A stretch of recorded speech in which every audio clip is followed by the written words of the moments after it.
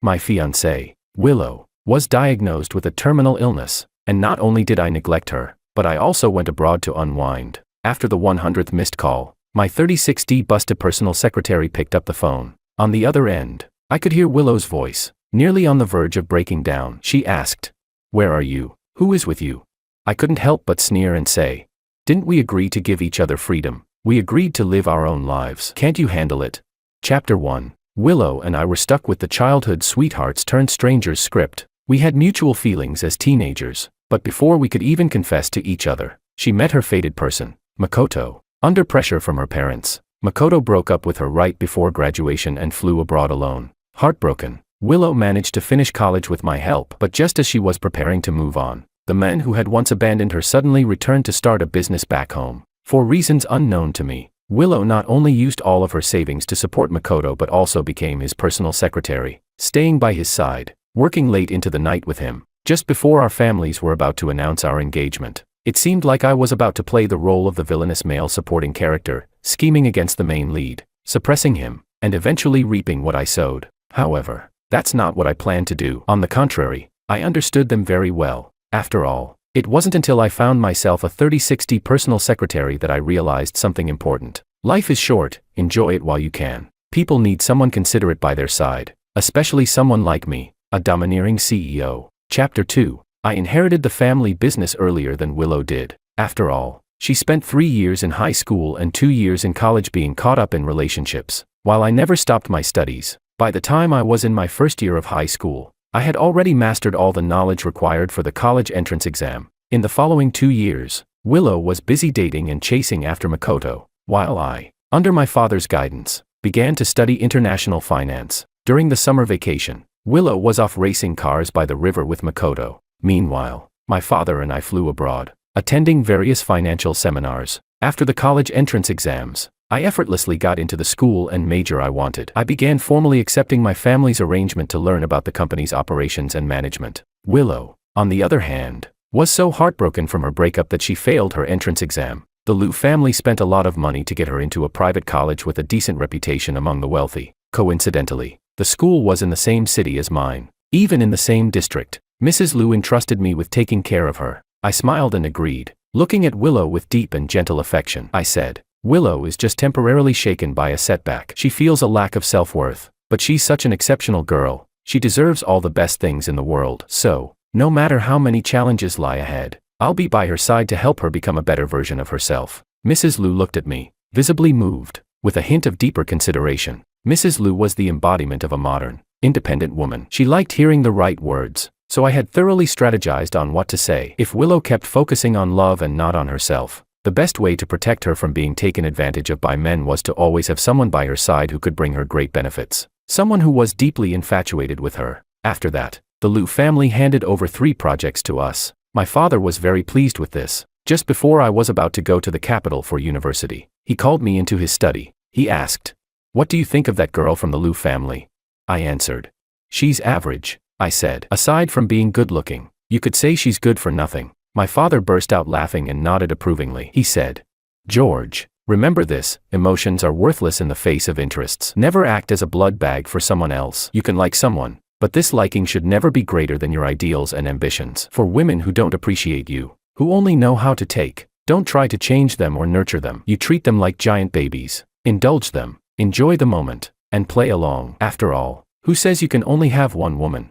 I lowered my gaze, thought for a moment, then looked up at my father and smiled knowingly. Chapter 3. In Willow's eyes, I might have been deeply in love with her. In her freshman year, to comfort her after she lost Makoto and spent every day crying, I made it a point to bring her breakfast every morning before she woke up. I'd bring hot soup and tea cakes, just the way she liked them. At first, she resisted a bit and said to me, "George, I only realized after meeting Makoto that I've always seen you as a brother. I will never fall in love with you, so please stop doing these unnecessary things." I simply smiled without replying, handed her the breakfast, and left. As usual, I posted a message visible only to Mrs. Liu, "Morning run completed." The picture would conveniently show a corner of Willow's school gate. Soon, Mrs. Liu would like the post. Our 2 families had been discussing a collaboration recently, and things were progressing remarkably smoothly. I put my phone away, zipped up my tracksuit, and continued running along the leaf-covered path. I wasn't lying. I really was doing my morning exercise. A qualified heir to a company needs to maintain good physical health. So every morning, I ran 4 kilometers and passed by Willow's school to bring her breakfast from a street vendor. It didn't take much effort.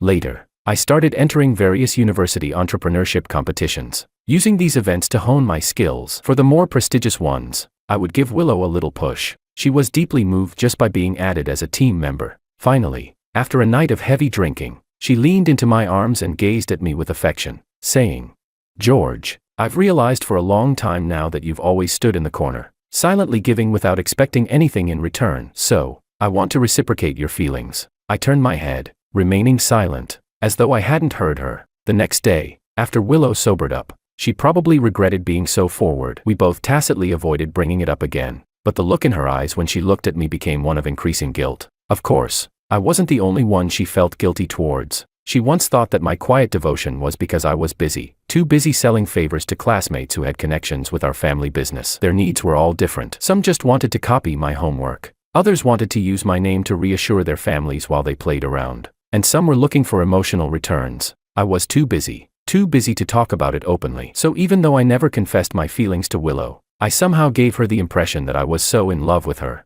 I was humble to the point of being invisible. Chapter 4. I did have feelings for Willow, before she fell into decline because of her relationship with Makoto. Among the people I'd helped with favors, Willow was the one I paid the most attention to. I was even more concerned than I had set for myself, crossing some boundaries I had established. It was simply because at that time, Willow wasn't just beautiful. She was outstanding, pretty and smart, effortlessly shining in every situation. At the same time, she was special to me. People around us just assumed we'd become a couple. There were times when I would gaze at her delicate face, daydreaming, thinking that things could have been nice. But after Makoto appeared, things changed. Willow started following him, skipping classes, drinking, getting tattoos, racing cars, and partying at nightclubs, all in pursuit of some so-called freedom. As her grades plummeted, she went viral on social media with some suggestive videos. But in the end, both she and Makoto got their records tainted due to underage drinking and driving without a license. Willow from the Liu family is done for, my father remarked at the time, and I agreed with him. So I quickly decided to stop investing my feelings. I stopped getting emotionally involved. Everything after that went smoothly. With my help, Willow gradually started to smile again. She still had some smarts in her, and with Mrs. Liu's care, who spent a lot of money to support her, she eventually recovered. By the time she graduated from university, she re-entered our circle of second-generation heirs. Afterward, Willow began interning at her family's company, while I returned home to prepare to inherit the family business. As Wang's company continued to grow steadily, Mrs. Liu proposed a marriage alliance. Mrs. Liu took Willow's hand and, looking down on me, said, "Normally, I wouldn't support Willow marrying beneath her, because only the heir of the Mu family is worthy of her. But Willow insists that she will only marry you, and I can't change her mind. So, you must cherish her, love her, put her first in everything, and never disappoint her love for you. Understand?" I smiled and nodded, promising Mrs. Liu. However, dramatically, the day after the betrothal gifts were accepted, Makoto, the male lead of Willow's youth story, flew back from abroad, seemingly determined to reclaim everything he had lost. Willow immediately used all her savings to support his business venture. After that, Willow began distancing herself from me. She carefully stayed by Makoto's side, seemingly certain that I would go mad with love and try to hurt the men she loved, going out of her way to avoid situations where Makoto and I could meet. However, what she didn't know was that while she was tangled up with Makoto, I had found myself a personal secretary, someone more considerate, more gentle, and with greater potential than Willow. Most importantly, her background wasn't as privileged as Willow's, and she understood the value of gratitude. She would never cross the line. Chapter 5. When Makoto came knocking, I had just finished a business meeting and was resting in the reception room with my personal secretary, Sophia. Sophia was highly perceptive, not just in work matters. For instance, as soon as she noticed my expression change after Makoto entered, she quietly excused herself and went out to prepare coffee for me. This left enough time for me to talk with Makoto. I looked at Makoto sitting across from me. He wore a loosely fitting suit with a flashy shirt underneath, and his side-parted hairstyle was topped off with a pair of gold-rimmed glasses, giving him the vibe of a refined yet degenerate man. Judging by his appearance alone, he was the type of crush that was somewhat niche in recent years. This was how Makoto was back in high school, amidst a crowd of admirers. He caught Willow's attention with his rebellious attitude. Willow said she had never seen a soul as free as Makoto's, and without hesitation, she accepted his confession. Like a free fall, she began her downward spiral. Thinking about this, I couldn't help but smile, loosening up as I leaned casually against the sofa, raising my hand in a gesture for him to speak. In contrast to my relaxed demeanor, Makoto seemed defensive and made efforts to conceal his anxiety. He licked his lips, pretending to be casual and trying to appear at ease while nervously shaking his leg. However, his left hand was constantly rubbing his fingertips in agitation. Then he looked up at me and forced a smile, saying, "I heard Mr. Wong is about to get engaged to Willow. There's been some misunderstanding between me and Willow lately, and I feel guilty, so I wanted to." Hearing him begin with such lowly displays of intimidation and probing, I couldn't help but feel disappointed. To be seen as a eager second-generation rich boy desperate to take on someone else's baggage, how little they thought of me. I couldn't help but pinch my brow and interrupt him.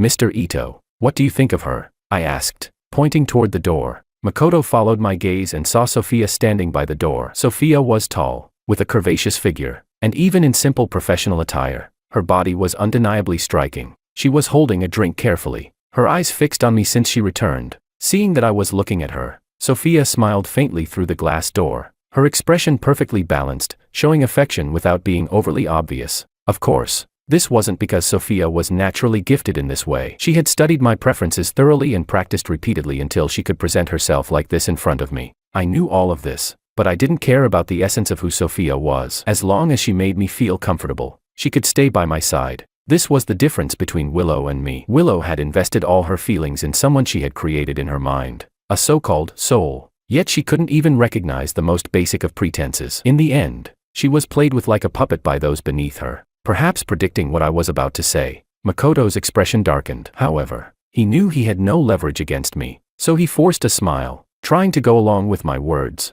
"This young lady is outstanding in appearance, loyal to Mr. Wong, and a rare beauty." "Rare, is it?" I scoffed, interrupting him again. Makoto's expression faltered, but I didn't care. I smiled at him and continued, "As long as I like her, I can have as many of these kinds of women as I want. I could change them every day if I wanted to." Makoto understood the implication in my words, and he began to feel increasingly uneasy. I said, "People must recognize their own place. Someone like her, being kept by someone, shouldn't talk about independence. She's spending my money, so she naturally has to depend on me." That's where I differ from Willow. Maybe a few flattering tricks can easily win Willow's heart, making her want to give everything she has to someone else. But all that does is prove her stupidity, nothing more. As for me, I'm not going to pay someone to be worshipped, and I won't tie my fortune to any woman. Each word I spoke made Makoto Ito's face grow darker, and his clenched fists tightened even more. I continued, "So, Mr. Ito, your efforts are misdirected." Finally, I casually leaned back into the sofa,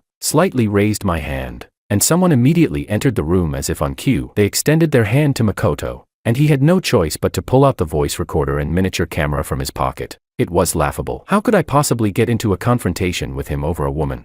Throughout the entire process, Sophia stood beside me, bending over to hand me a still warm cup of coffee. From beginning to end, her eyes were fixed on me, as if everyone else in the room didn't matter to her at all. I simply reached out and gently pinched her cheek. Satisfied, Makoto could no longer stay seated. He stood up and hurriedly rushed out of the room. "Mr. Wong, he might have other recording devices hidden on him," an assistant standing nearby said, standing straight and respectfully addressing me. I replied, "It's fine. He should be able to figure it out," I said indifferently, then picked up the financial report on the desk and started reading. Indeed, from the very beginning, I knew Makoto was an ambitious man. He knew what he wanted and understood the correct path to take for each step. Otherwise, when Willow's mother approached him right before graduation, he wouldn't have left so easily. He took enough money and went abroad to receive an elite education that he could never have accessed otherwise. He waited for the passage of time and the accumulation of memories to make him the eternal moonlight in Willow's heart. Makoto had always been clear-headed. This little test today made him realize that he wasn't my match, and he certainly wasn't worthy of being my opponent. We weren't even in the same league. What I sought was different from what he and Willow were after. I don't make a habit of going out of my way to oppose him, and he isn't foolish enough to create a troublesome enemy for himself.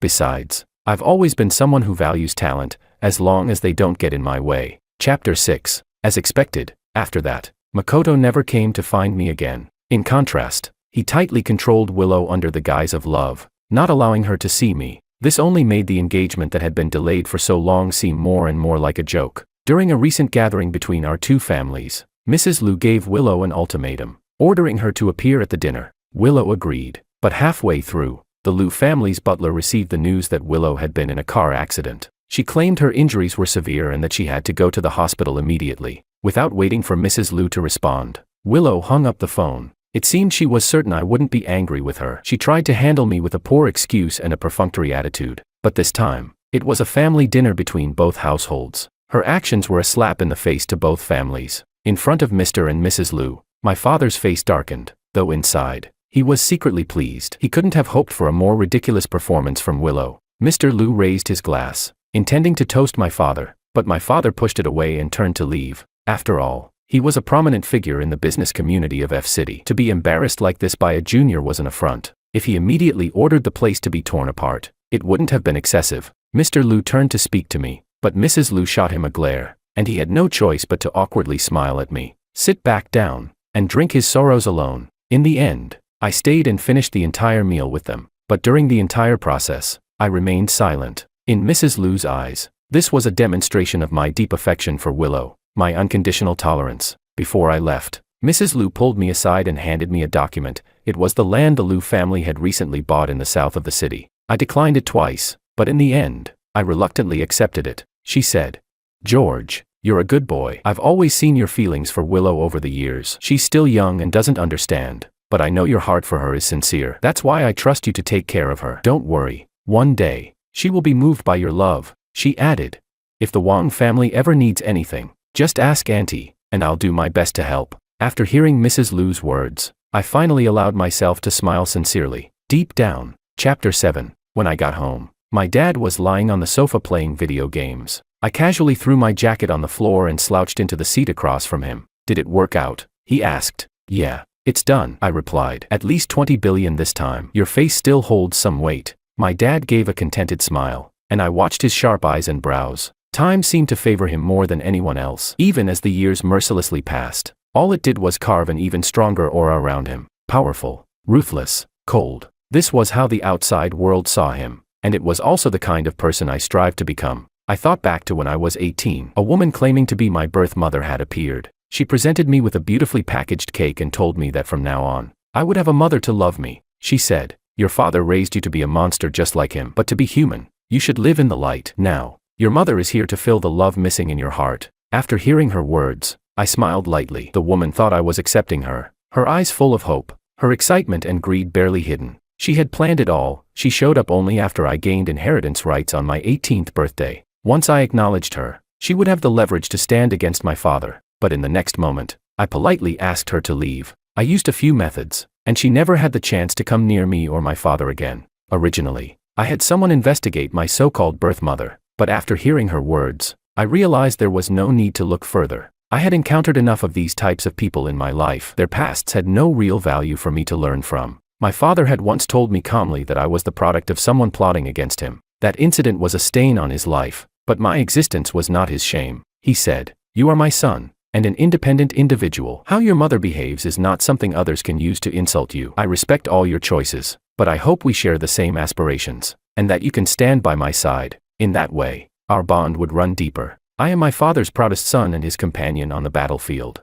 So, I would never cater to women, nor let their emotions influence me. As long as you're strong enough, people will come running to love you, and you can freely choose whatever type you prefer." Chapter 8. Thanks to the compensation Mrs. Lu provided, I managed to secure 2 more projects in F-City. To reward me, my father registered a new company in a neighboring city as a birthday gift for my upcoming 26th birthday. In truth, my hands weren't exactly clean, but perhaps it was because Mrs. Lu had increased the pressure on Willow. Her behavior grew more erratic and rebellious, even openly challenging her mother in many situations. Before, Willow had never been able to get over Makoto's departure right before the college entrance exams. That unfulfilled youth, the one that didn't have a perfect ending, would forever be her regret. Willow told me that herself. She said this with tears streaming down her face, though I still think that the best way to end a youth filled with early relationships, tattoos, racing cars, drinking, and clubbing is to end up in jail. I still appeared to sympathize with her. Willow, with a melancholic look, self-pitied, saying, "Forget it. You'll never understand me." Someone as rule-abiding as you can never understand. There are things I truly don't understand, but one thing I do know. Willow, weighing 100 pounds, probably has 99 pounds of rebelliousness. When Mrs. Lu forcibly separated her from Makoto, she became even more obsessed with him. Now that Mrs. Lu was desperate to forge a marriage alliance with the Wang family, she still wouldn't allow Willow to be with Makoto. This would only push Willow, who was seeking her own love, to the extreme. Whether it was intentional or accidental, I couldn't tell. Lately, there had been an overwhelming number of pictures online showing Willow and Makoto together. In these pictures, their actions were intimate, far beyond what normal friends would do. The engagement dinner that was supposed to take place was still delayed, and there was no shortage of speculation online. Now, Willow's actions only confirmed the rumors that the marriage alliance between our families was falling apart. My father seized this opportunity to extract a hefty sum from Mrs. Liu. It seemed that both Mr. and Mrs. Liu were growing tired of constantly patching things up for Willow. They openly told Willow that if she insisted on choosing Makoto, they would sever ties with her. If this had been in the past, it might have had some effect on her, but now, Willow thought Makoto was her pillar of support. She had the power to stand against her family. She publicly declared on social media that she would never again be a puppet, that she would escape her unhappy family and choose Makoto, no matter how tough life became. She made a loud statement, but lately, when she went out, she was still enjoying the privileges that came with being a Liu family heiress. By 2025, netizens were no longer the type to sympathize with a rich girl's supposed tragic life. Willow's comment section was full of sarcastic remarks like these. Wait, am I reading this right? Is she really going to sever ties with her parents, who have supported her for over 20 years, for some lowlife? Another comment said, Mrs. Liu is the epitome of the modern woman. How did she end up raising a love-stricken daughter? If I were her mom, I'd be livid. Someone else said, laughing my ass off. I heard she got the betrothal gifts one day and turned into a cheating bitch the next day. I'd rather raise a slab of meat than deal with this. Another commenter wrote, it's hilarious. These rich girls' biggest worry is being dumped by their boyfriends before the college entrance exams, and they're here competing with us, poor people. Can you rich unhappy people be a bit more low-key? You're disturbing me, this useless person. One more commenter added, can Mrs. Liu adopt me? I'm not asking for anything. I just love being manipulated and controlled. Please feel free to use your money to control my life. In the midst of all the comments calling her puppet sister and little thug boy, Willow quietly disabled the comments section. Due to the current business interests and PR needs between the two families, I still decided to give Willow a call. I originally planned to discuss with her how to resolve this situation, but I didn't expect her to start with mockery. She snorted and said, what's this? You claim to love me so much, and now you can't keep up the act. She continued, George, do you know how disgusting it is, the way you're acting like my mother's puppet, trying to control me? I've already agreed to marry you, so you should be content. You've been licking my boots for so many years. Wasn't it all so you could marry me? Fine, I'm willing to marry you, but I have one condition. My heart and body belong to Makoto alone. I'll marry you, but you need to stop interfering with me. We'll keep our distance and live our own lives. I took a moment, replaying the conversation in my mind, and double-checked. Didn't she once bring up the idea of a marriage alliance as if she was dying to have it? When did it turn into me proposing to her? I replied, that's not possible. I can't be as shameless as you. I immediately hung up, turned, and posted the recording online, unilaterally announcing the end of my engagement to Willow. Willow's words instantly sparked public outrage. I didn't know whether Mrs. Liu was counting on the idea that I was still madly in love with Willow, or if she really just didn't want to manage her anymore. In the end, she didn't send anyone to manage Willow's PR or control the comments. Willow and Makoto were ruthlessly criticized. When she called me afterward, asking me to delete the recording, her tone had become more controlled, and her emotions were in check. Laughable. Right. Should I keep indulging her? I blocked Willow's number and pinned the post announcing our breakup on my profile. I then focused entirely on my work and didn't hear much about her after that. The next time I saw Willow, it was in an unexpected place. My recent project had yielded excellent results, and my father gave me 3 days off as a reward, while I was barefoot by the sea, enjoying the tranquility of the waves. A voice filled with anger suddenly called out, George. I opened my eyes and saw Willow standing not far away, her expression far from pleasant. She bit her lip and said, is this amusing to you? You just can't stay away. Wherever I go, you follow. Are you my mom's dog sent to watch over me? She said this as she quickly walked toward me in an agitated manner, just as Willow was pointing her finger at me and cursing about how no one should interfere with her life, even if my mother had sent me. Sophia returned. The next second, slap. Sophia slapped Willow so hard that she fell to the ground. Willow's face instantly swelled with redness. I quietly ended the call with Mrs. Liu on my phone and took this opportunity to send her the recorded voice message. I said, sorry, Mrs. Liu, I just happened to run into Willow and wanted to share some good news with you. I didn't expect her to react this way. I didn't even have a chance to explain. Mrs. Liu's chat window remained silent for a long time. After a while, a few words appeared. Don't worry about her. Well, I raised an eyebrow at that. It seemed Mrs. Lu had really been hurt this time. For a moment, I also recalled the recent rumors about Mr. and Mrs. Lu creating a new account. It seemed Willow had truly been abandoned. But Willow herself didn't seem to realize that. The fight for the flower girl's bouquet got intense. Two bikini-clad women were locked in a brutal tug-of-war, tearing at each other, and in the end, Willow couldn't hold her ground and was knocked down by Sophia, who proceeded to slap her. However, Willow didn't lose her spirit, continuing to curse and slap Sophia's palm with all her might. But the more she spoke, the harder she got slapped. Despite not being someone who liked to fight, I had to intervene. So 30 minutes later, I called for the fight to stop. Chapter 9. Enough. I spoke indifferently, looking at Willow, who was lying on the ground. Her once pretty face was now swollen, looking like a pig's head. Only her eyes still burned with fury, glaring at me as if she wanted to set me on fire with her gaze. I said, "Willow, I came here to relax. Meeting you was an accident. You suddenly losing your temper has ruined my mood. And now I feel unlucky. It's probably best if we never see each other again." My tone was calm, but Willow seemed to be pierced by my cold attitude. She froze, as if unable to accept my sudden change in demeanor. Just as I turned to leave with Sophia, Willow suddenly scrambled up from the ground behind us. "George," she shouted my name, pointing at Sophia by my side and asking, "Who is she?" Before I could respond, Sophia suddenly threw herself into my arms and called me, "Hubby." She hurt me. In that instant, my face darkened. But Sophia, seemingly unaware, continued to act cute, still holding on to me, and then turned to Willow, saying, "You don't need to know who I am. You just need to know that I'm George's true love. The one he really wants to marry is me. And that's enough." As she said this, she seemed nervous, her hand trembling slightly as she clung to my arm. She was taking a risk, and for that, she couldn't bring herself to meet my eyes. "How dare you shamelessly try to take my place? I'm his fiancée," Willow screamed hysterically, charging towards us. But just then, Makoto appeared, raising his hand to stop her. After a brief tug, Makoto couldn't control his emotions anymore and shoved Willow to the ground before turning and walking away. Only then did Willow regain her senses. She looked guilty, quickly getting up to follow Makoto. "Let go," I said coldly, then ruthlessly slapped Sophia across the face. A row of bodyguards I had called stood silently not far away. I turned and left, and Sophia hurried to follow me. But this time, she was kept behind the others. "Why?" I heard her shout behind me. "You clearly like me, don't you?" I ignored her, returning to F City surrounded by bodyguards. Afterward, I immediately had Sophia dismissed and compensated generously. Sophia wasn't satisfied, and eventually, she showed up at my doorstep. "I don't understand," she choked, her eyes red as she questioned me. "I only called you hubby. What's wrong with that?"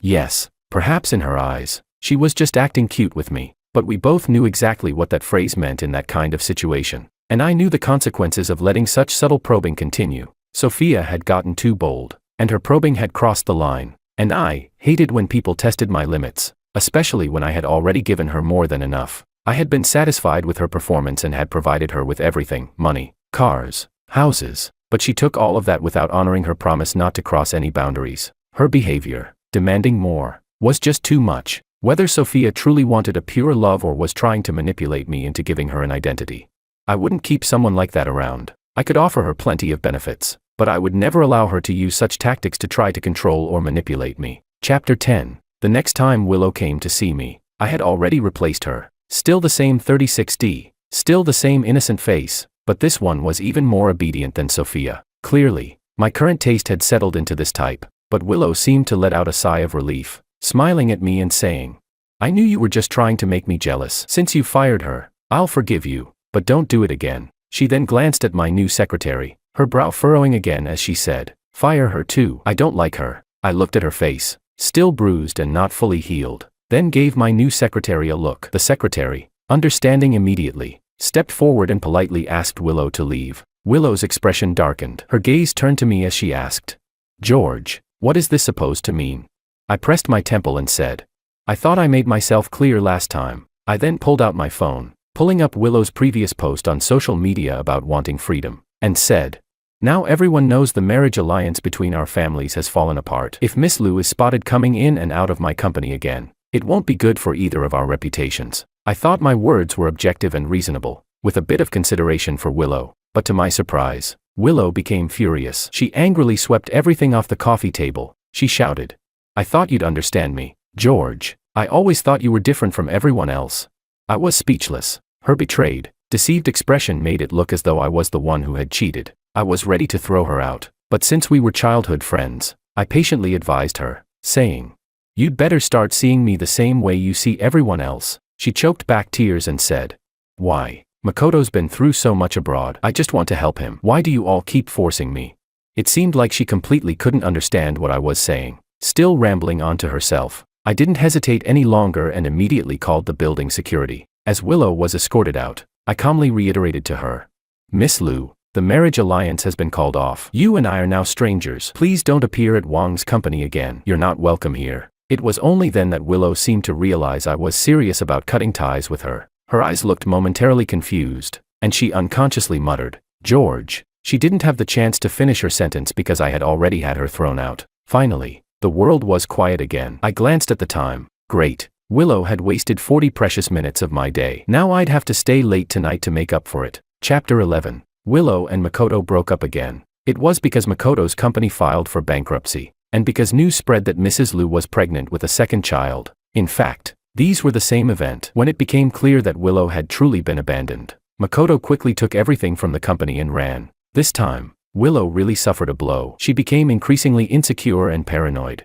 During her period of self-pity, everyone was busy. The Lu family was busy preparing for the new life, and my father and I were focused on expanding the product market. In recent years, the internet had been full of new opportunities, like the live broadcast dramas that became popular earlier this year. The revenue they generated shocked everyone, not only my family, but also several leading companies in F-City were trying to grab this big pie. Last month, the Lu family signed up several big streamers for a trial run, only for them to be reported for tax evasion and sent to prison. Now, every company was cautious. One move, and 100 would pounce. But in the world of fame and fortune, no matter how dirty and corrupt things were, they would always be covered up under a shiny surface. Once again, the Lu family sent us an invitation. This time, I was introduced to a young woman from a side branch of the Lu family. She fit my aesthetic perfectly, from her looks to her figure. During the dinner, Mrs. Lu specially arranged for her to sit beside me. Seeing that I didn't refuse, she smiled widely. I knew what she was implying.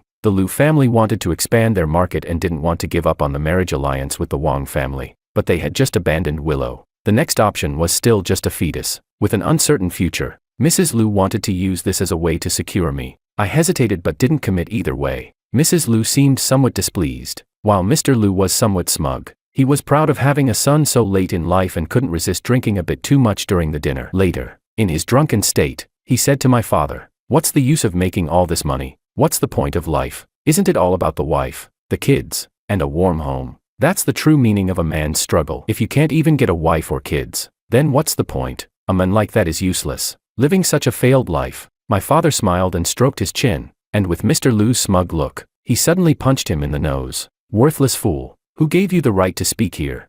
Afterward, he wiped his hand, downed the remaining drink in his glass, and the room fell into a brief silence. Mr. Lu sobered up a little and, recognizing his mistake, apologized to my father. Actually, this wasn't the first time I had noticed it. A long time ago, I realized that Mr. Lu had no real status in the Lu family. Despite it being the Lu family group, the financial power was firmly in Mrs. Lu's hands. I even once suspected that Mr. Lu might be a Dorian husband. Later, I learned it was simply because he had voluntarily handed over the financial power to Mrs. Lu, thinking that doing so was an act of love and responsibility. This time, I didn't put on my usual mask of calmness. I threw my chopsticks down and splashed the wine on the face of the girl next to me, who had been saying how much she admired Mrs. Lu. Her face was filled with confusion. But I gave her a confirming look, making it clear that I was venting my anger. I said, "Sorry, our views don't align. No need to continue this conversation." With that, my father and I left the scene in a high-profile manner. What had started as a farce ended with the Lu family publicly apologizing to us. Over the years, the strength of both families had shifted from being on equal footing to now, where the Lu family had been left far behind by the Wang family. My father ignored them for half a month before reluctantly forgiving them. The very next morning, the Lu family sent another new person our way. While I was out for my morning run, she appeared abruptly and said, "What a coincidence." I didn't refuse, playfully leading her on for a short walk. Before she could finish her sentence, a familiar figure suddenly appeared in front of me. It was Willow, who had emerged from the muck, looking somewhat different from before. When she saw me, her eyes lit up, but before she could call my name, her gaze shifted to the person beside me. Clearly, the two were familiar with each other, and the person beside me was the first to speak. calling Willow cousin. Willow rolled her eyes and ignored her, then turned to me, asking softly, "George, why are you with her?" I shrugged and replied, "This is my new marriage prospect from the Liu family. We're working on building a relationship." Willow froze when she heard that. Her gaze became filled with resentment, and she took a few steps forward, trying to grab my hand, but I pushed her away. The girl beside me, seeing this, spoke sarcastically in a tone that reeked of pretentiousness. "Sis, you've been out of the picture for a while and lost all your manners. Didn't you hear what George said? I'm his marriage prospect now." Willow seemed anxious and ignored her, shouting at me, "George, I sent you a message. You saw it, didn't you?" A message? Not long ago, my secretary had indeed reported that my personal inbox was flooded with junk mail. I wasn't interested in sorting through it, so I had her handle it all. It seemed that my posture of deep thought once again caused Willow to misunderstand. She suddenly brightened up again, her eyes sparkling, and she said earnestly, "I understand now. You must have been forced into this. Wait for me. I'll go talk to my mom about this." With that, she turned and left, leaving me to stare blankly at her cousin, to figure out what had actually happened. I had my secretary restore the junk emails in my inbox. Because there were so many, she thoughtfully selected the most representative ones for me to see. I quickly scanned through one. "George, I've misunderstood you all this time. Makoto has been lying to me. It turns out you're the only one who truly loves me in this world. I'll wait." I didn't even finish reading the message before I quickly turned off my phone screen. The more I saw, the more I feared I might lose brain cells. Sometimes, I really do admire Willow. In the past few years, with the impact of new industries, many of F-City's old aristocratic families have been undergoing transformations. Several families have been fighting each other to the death, and our generation of heirs, who grew up together, have long since joined this silent war. And yet, Willow's small mind always seems preoccupied with romance novels filled with love and passion. Sometimes, I even think she's the punishment the Liu parents deserve. Over the years, they've hardly had clean hands. They've done every dirty deed possible in their scramble for business. And now, their daughter has turned out to be a naive, sweet fool. Chapter 12. I thought Willow's words last time were just empty talk. However, not long after, I heard that Willow had returned to the Liu family. A daughter who had already been discarded couldn't expect to be pampered upon her return. Both my father and I didn't have much hope for Willow, but we accelerated our efforts on other fronts. In the past, Mrs. Liu had planted many hidden traps in the projects she gave us. She never intended to let go of the Wang family's juicy stake. Even if the marriage alliance had really succeeded, this old fox would have found the perfect opportunity to explode the bomb and completely ruin the Wang family. Mrs. Liu's scheming nature was never hidden. It was she who had subtly encouraged Willow to approach me back when we were in school, but she hadn't expected her daughter to be intercepted by some small-time thug at school. Willow had gone on to become an internet celebrity, starring in short dramas, but the rivalry between the Liu and Wang families never ceased. We accepted everything the Liu family gave us, but the pit this old fox thought she dug for us would, sooner or later, end up backfiring on her. We had expected to drag things out a bit longer, but we didn't anticipate that Willow would surprise us in such a big way. She actually hospitalized her father. The reason? Mr. Liu found out that Mrs. Liu had been cheating on him, and when he yelled at her, Willow, in a fit of anger, grabbed a vase and smashed it over her father's head. Mrs. Liu didn't feel guilty in the slightest. Instead, she was relieved and proud. Thinking that Willow had finally grown up and come to her senses, she immediately went to the hospital to scold her child. To be honest, even my father and I thought she was a bit unhinged at this point. But remembering what this old fox had done in her younger days, we weren't as surprised. She had gone from being an ordinary village girl to becoming a lady of high society, all by adhering to a moral code with no bottom line. She had been married 4 times, each divorce helping her amass wealth. She even managed to send 2 of her ex-husbands to prison and ended up with most of their assets. When Mrs. Liu and Willow came to visit again, they expected me to rush out the door with excitement, embracing Willow with open arms. However, my father and I were already on our way to Paris for a vacation. Mrs. Liu and Willow couldn't even get through our front door. Willow didn't believe I would treat her like this and stubbornly stood outside our villa, refusing to leave. When she arrived, she was full of ambition, but now, she looked utterly defeated. The butler failed to persuade her to leave, so they resorted to using a drone to live-stream the situation from the yard. In the end, it was an infuriated Mrs. Liu who forcibly took Willow away. Then my phone started ringing non-stop. I handed my phone to my secretary, and she was tasked with blocking one new unknown number after another. After finishing dinner, my father lazily burped. I asked him, "Are we closing in now?" He looked at me, smiling, and said, "After watching the same show for so long, it's hard not to get bored." I lowered my head, set my fork and knife down, and quietly said, "Then let me settle the score for you." Chapter 13. The negative news about the head of the Wong family spread like wildfire overnight across every platform on the internet. The situation became so severe because someone had accused my father of hiring a hitman, and I was allegedly his accomplice in hiding the body. The news also reported that 26 years ago, my father had committed a crime of coercion, which led to a pregnancy. Afterward, to inherit the family business, he turned the tables and accused the woman of fabricating the charges. Although my father ultimately ended up in prison, the truth about this matter has remained controversial over the years, and the woman involved has been constantly pointed at. Living like a rat, the whistleblower suggested that if the woman had truly set him up, then my father should have hated her and never been willing to spend a large sum to secure custody of the child later on. At this point, the truth seemed almost to have come to light. Moreover, the mysterious exposer pointed out that on my 18th birthday, 8 years ago, the woman traveled all the way to F City just to celebrate her biological son's coming-of-age birthday, but after that, she disappeared completely, vanishing without a trace. With such a series of leading accusations, it was hard not to associate this with the idea of my father hiring a hitman and hiding the body. I listened calmly to my secretary's report, then turned to look at the person sitting across from me, raising an eyebrow and asking, "Do you think I'm the accomplice, too, like the exposer claims?" "Impossible." Willow, sitting across from me, shook her head. Her gaze toward me was gentle, filled with warmth. She said, "They don't understand you, George. You're the most upright person in this world, compared to before." Willow's eyes looked much clearer. I remained silent for a while, then couldn't help but laugh. "Willow, perhaps you're the one who doesn't understand me." She pursed her lips but then turned her head to state her purpose. She said, "Wongs might not survive this. The police are already preparing to investigate. George, maybe we can pretend to get married. At least we'll be able to save part of it." Her eyes were full of hope as she said this. I replied indifferently, "Let's wait and see. What if there's a twist in the story?" Willow wanted to say something more but closed her mouth. She had now understood her mother's tactics. If Mrs. Liu wanted to teach me a lesson, even if the matter was false, it would eventually become true. The online calls for a thorough investigation were growing louder. I completely understood how the netizens felt. Before, the small scandals of wealthy families were just entertainment, but when it involved human lives, it had to be taken seriously. So, when the police car stopped in front of the Wong family house, the entire internet was watching intently. Many people gathered outside the Wong family's gate, live streaming on their phones. Everyone was waiting for a result, and the result was that the police found nothing in the Wong family house. 3 days later, Mr. and Mrs. Liu were arrested by the police for attempted murder, and the mother I had been searching for, who had been the subject of everyone's speculation online, finally made her appearance. It turned out there was no such thing as hired murderers or body disposal. 8 years ago, I bought her a small island, and for all these years, she had been raising pigs, living a secluded life.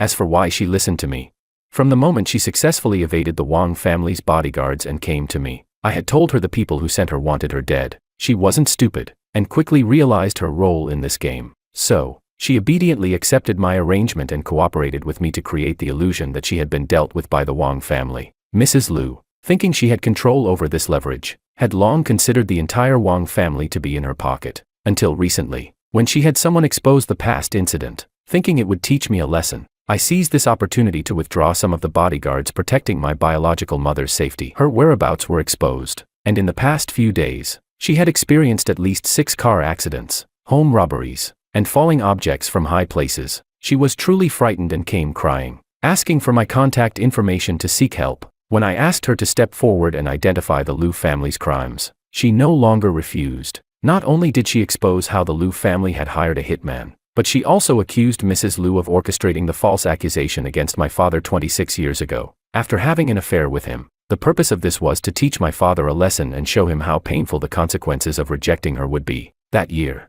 the Liu family hosted a banquet, and it was the first time my father met Mrs. Liu. At that time, Mrs. Liu already had a bad reputation in the social circle. Many people said she looked like fine wine from afar but was toxic when seen up close. That night, at the banquet, Mrs. Liu took a keen interest in my father. She secretly made a bold attempt, but my father not only resisted her advances but even threatened to tell Mr. Liu. This made her hold a grudge against him. Now, with Mr. and Mrs. Liu in prison, Willow stood outside my house in the storm, waiting all night, trying to beg me to let her parents go. I said, "I told you there would be a twist." I looked down from the second floor, smiling as I spoke to her. "Don't get too excited. The old fox won't fall so easily." My father, standing behind me, patted my shoulder. I smiled and nodded in agreement. Chapter 14. I showed Willow a clear way out. Mrs. Liu may have fallen, But the Liu family hadn't collapsed yet. It was just a matter of replacing the person in power. Everything was far from being at its end. She choked up and asked, "Do you really have to be this ruthless?"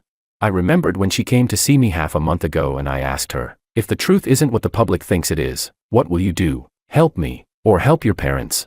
Willow's answer at the time was, "George, why are you overthinking this? We can get married first, transfer some of the assets, and I'll always stay by your side to face the challenges together." Her tone was gentle, but it couldn't hide her desire to control me. Since that was the case, I could only give her back as much. The day the Liu family was reported for major tax evasion, I boarded a flight to Iceland with my secretary for a vacation. Just when things seemed to be going smoothly, Willow was diagnosed with terminal stomach cancer. Her reckless youth, filled with indulgence, had eventually brought her retribution many years later. Willow could no longer keep going. Soon after, Mr. and Mrs. Liu were convicted of economic crimes, attempted murder, and several charges related to organizing, leading, and participating in organized crime. By the time they got out of prison, Willow would probably have aged another 3 years. When the plane landed, my secretary told me Willow had been calling me nonstop. I thought for a moment and decided to pick up. On the other end of the line, Willow's voice was choked with tears. She said,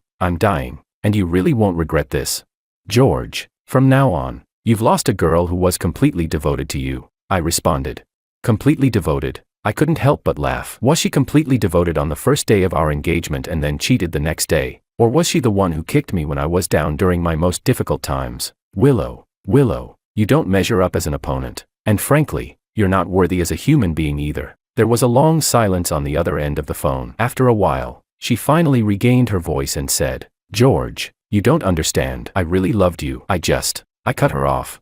You were just confused, right? You were fooled by a scumbag." I chuckled and said, "It's okay, Willow, I understand." With that, I subtly raised my hand to the secretary beside me. She immediately understood, leaning her head against my palm and softly calling out, "Young Master Wang." "George, who is she?" Willow's voice on the phone exploded. I didn't answer her, just lightly spoke into the phone. "You know, the reason Makoto came back was because I had someone tip him off about your situation, letting him know that his ex-girlfriend was still thinking about him. He came running like a fool. What I didn't expect was that I thought Willow would at least pretend for a bit, but she didn't even try to fake it. She immediately jumped into Makoto's arms. Not only that, she had to throw a few jabs at me, imagining two men fighting over her in jealousy and despair, just to satisfy her own vanity. I laughed. Who would want to be with a woman like this? Certainly not me. Late at night, I got a call from my father. "You did well," he said, his voice filled with a sense of relief. Then he added, "I'm sorry for trapping you in my hatred for the past 20 years. From now on, I hope you can fully take control of your life and soar freely." I smiled and replied, "This is exactly what I've wanted to do, Father. I think.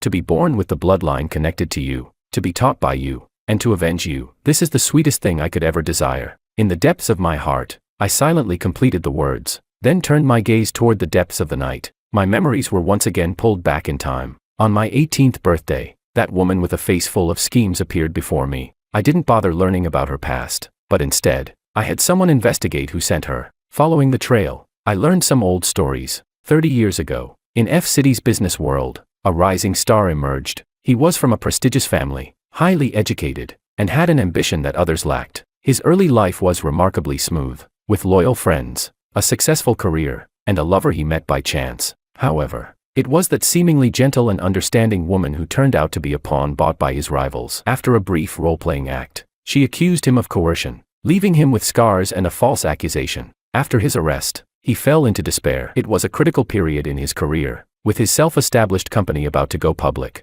but with irrefutable evidence against him. How could he clear his name? His old friends distanced themselves, and even his parents abandoned him. What had once been a life full of luxury and promise quickly turned into a farce. Like a joke, it turned out that parental care and a lover's affection only existed under certain conditions. In the face of power and profit, emotions were shown to be so unreliable. So, later, he made his final compromise in life. He used his remaining savings to secure custody of his son and named him George. He left the family, raising his son alone, teaching him everything. In the end, before his parents passed away, he single-handedly revived the fading family business and officially took control. Yet, the mockery never ceased. No matter how high he rose, his former rivals always looked at him from an elevated position, waiting to push him back down to the bottom. And now, those mocking voices and gazes finally disappeared for good. Yes, I had noticed it when I was very young, the contempt in Mrs. Liu's eyes when she spoke with my father. From that moment, I understood who my target was. It took me 20 whole years to make Mrs. Liu believe that I was wholeheartedly devoted to her daughter. After all, no matter how cunning the old fox was, it's hard to question a child's sincerity. Even my father didn't realize that I had been intentionally getting close to Willow from the start. But I'll never forget, I am my father's child. I should stand side by side with him against our enemies. My goal is to climb the mountains my father climbed, not to be trapped by the mundane dogma of society or others' control. This is my lifelong creed, and it will never change.